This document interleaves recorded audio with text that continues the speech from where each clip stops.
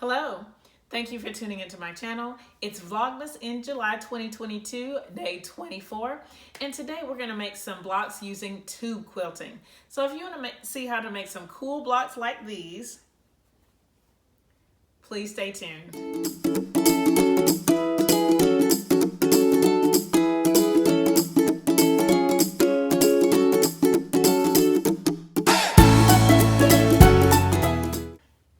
I'm really happy to give you like a little bit of a report on my sew date that I had last week. It was so much fun.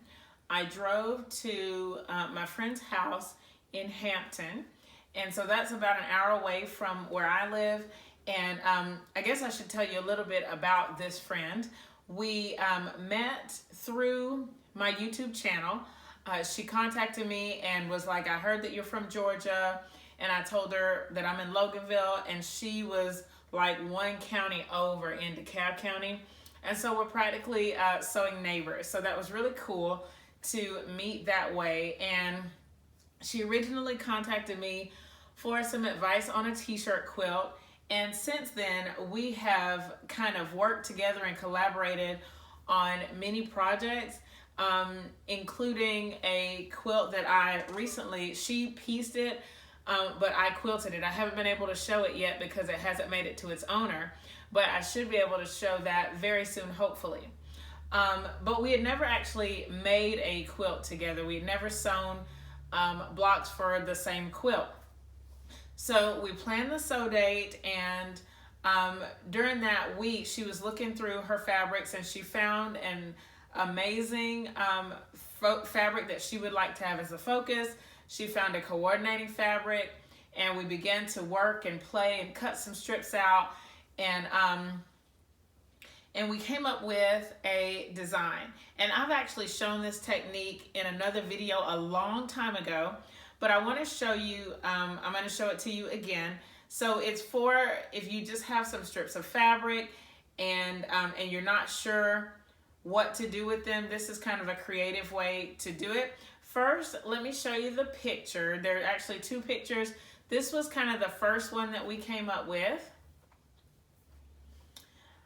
And then we played around a little bit with the design to get some different looks. So here's the second picture that we came up with. And hopefully you can see that it's the same floral focus fabric throughout, but we've combined it with some different fabrics to get those really unique looks. Of course, that's not the final view or the final design for it, and really it's not finished. I'm gonna have to go back over there and so we can finish out the blocks and then determine a layout, you know, whatever we think is going to work best. But overall, it was a really fun day. And I actually came home with some gifts, and I'll share those at the end of the video. So let me show you a little bit about how we put those blocks together. It's basically strips. So I've pulled from my stash some 2.5-inch strips that are with the fabric, and I'm going to show you how it's done. I won't do the whole process on camera, but you will hopefully get the idea, because the important part is the cutting, and I am going to show that on camera.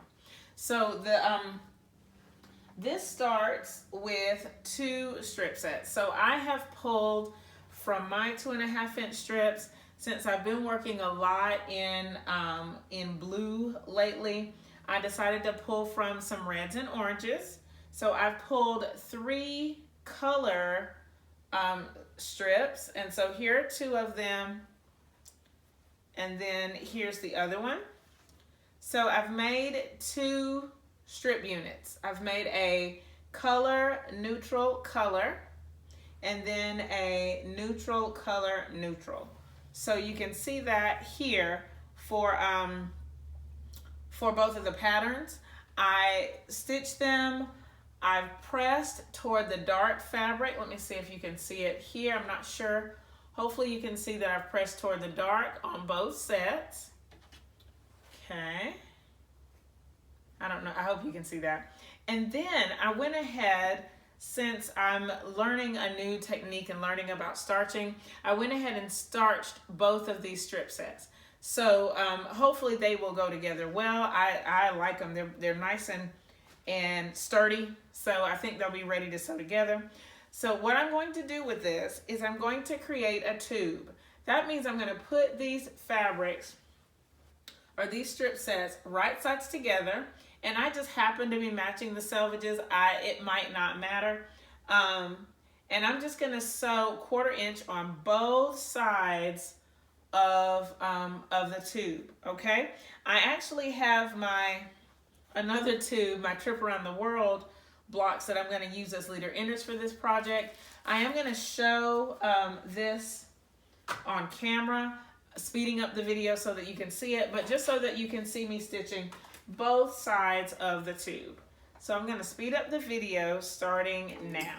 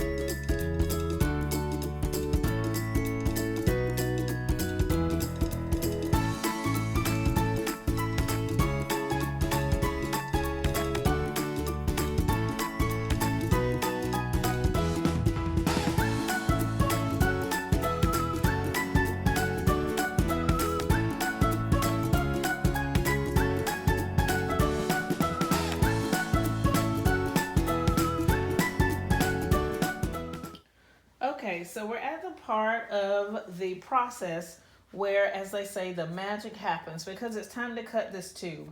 I've seen this process done with triangle rulers, but you can do the exact same process with your square ruler or your rectangle ruler, as long as it has a 45-degree line. Okay, so what I'm doing is I'm left-handed, so I'm actually starting from the right-hand side of the strip, and I'm going to put my 45-degree line on a stitch line. And I just want to make sure that it goes all the way to the end. And I'm actually going to do this a little bit backwards. Maybe not, maybe not. So maybe I can start from the top stitch line, and I just want to make sure that it goes all the way over. So I'm making sure that the bottom is close to the edge, and then the top, I don't think it's going to matter as much. Okay, so here we go. And on this one, I don't like this, this ruler doesn't, the top is kind of broken, so I'm going to switch to a different ruler. My square ruler here, and I think this is going to work. So the 45-degree line on the square ruler is right here across. Can you see that? Let me see, right here. So I just want to line it up here at the top so that I can see the bottom here, and then lining it up. And I'm just going to make a cut here. And I haven't practiced this, so I'm not 100% sure it's going to work. But we're going to try it, because I used a smaller square ruler at my friend's house. But we're going to see. Okay. All right. And then we're going to go to the bottom. And I want to see if I can cross this line. Okay. So I'm putting the 45-degree line on the bottom stitch line now. Let's make sure it's on the bottom. And then I'm just going to cross this line. Okay. And I'm a little nervous about that, y'all. Actually, I'm going to switch rulers. Yeah, I'm gonna switch rulers because I can see my 45-degree line a little bit better on this one. So we're at the bottom here. And I'm just gonna make it cross, and then I'm gonna give it another cut. Okay, there we go. And I'm gonna go around the camera. All right, here we go. There we go. All right, and then, so here's one block. I'm gonna move it out of the way for right now. This, I'm gonna keep it, but I don't know what all I can do with it yet. So I'm gonna alternate moving my 45-degree line. That time it was at the bottom. So we go back to the top here. Again, I'm just gonna see if I can cross that seam line with the edge of the ruler. Okay. And I just hate that my ruler is broken, because see right there, it's not gonna work. So I'm just gonna swap it out.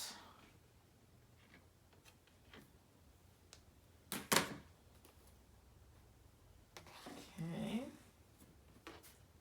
Just crossing that line that I just did. Okay. And really you don't have to, like I don't have to be as precise as I'm trying to be. And I'm not sure how great a job I'm doing at this. I'm going to scoot around so that I can get on the other side of the ruler. I can hold it down a little bit better. So again, the 45-degree line is on the stitch line, not on the bottom of the unit, but it's on the stitch line. And a nice cut. And that block gets moved out of the way. Okay. Now I'm going to put the stitch line at the bottom here, and I'm scooting it over. So you can see it can be done with just the one ruler. To me, it might be easier with the other ruler because it is a rectangle, but it's all good. Okay. And another cut. Oh, that one seemed a little bit small, but it's going to be okay. And then it would be nice if we could get 2 cuts, but one of my pieces wasn't quite with the fabric. So I think we'll only be able to get 1 cut out of here. We'll hope for 2, but I don't know. So let's see. Now we're back at the top. And scooting it down.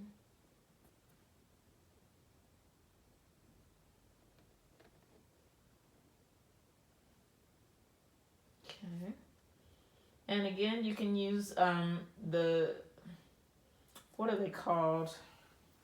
The strip tube rulers. That would work.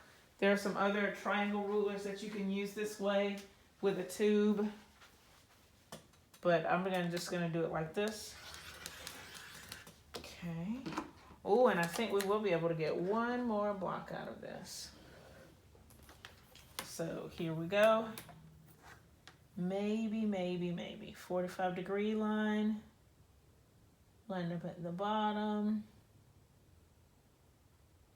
Yep, 1 more. So I'm gonna go around.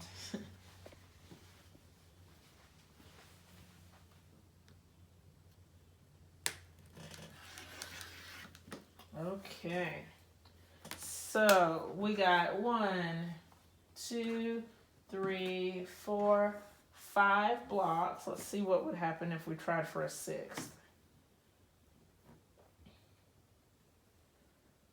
If that last strip was with the fabric, we would be able to get 6 blocks. But you can see it's a little bit short. So we can't get out of this one, but normally I think you could get 6 blocks out of these. So right now, they are triangles. But when you open them up, they're going to be 2 different blocks. So I'm going to pull both of them up here. So you're going to see one with the smaller orange triangle and one with the smaller red triangle. So here we go. This is the first block. Let's see if you can see it. Okay, there it is.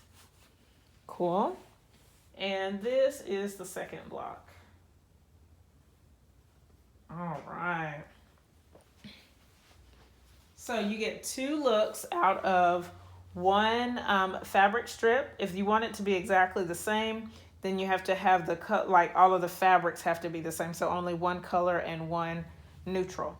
All right, I want to press these open. I'm going to press them. I think I am going to keep pressing them toward the dark side, and then we're going to play around with some layouts. Since I have the blocks here, let's play around a little bit with some layouts. I'm going to only take 4 of the blocks, so 2 of them from each colorway. And then for this block, we have an odd man out. Normally there would be, as I said earlier, there would be 6 blocks in a full strip set, but this one, there were only 5, okay? Of course, before I get ready to put these in a quilt, I would measure them and square them all up to the same size. These blocks also have little triangles hanging over the edge of them, so you might want to cut those off when you get ready to stitch. All right, so what I'm going to do first is I'm going to put the color triangle in the middle for these, and I'm just alternating the colors. Since we do have different